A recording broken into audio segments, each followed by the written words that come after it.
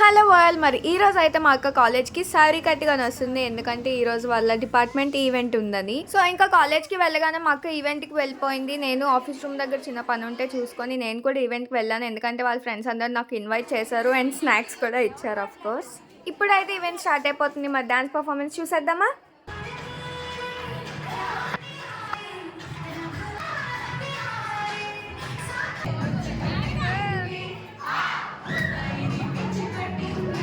మరి మా అక్క అండ్ వాళ్ళ ఫ్రెండ్స్ అందరూ ఈవెంట్ కోఆర్డినేటర్స్ కాబట్టి ఫుడ్ డిస్ట్రిబ్యూషన్స్ అన్నీ వాళ్ళే దగ్గరుండి చూసుకున్నారు అండ్ ఆల్సో ఎంజాయ్ కూడా చేశారు.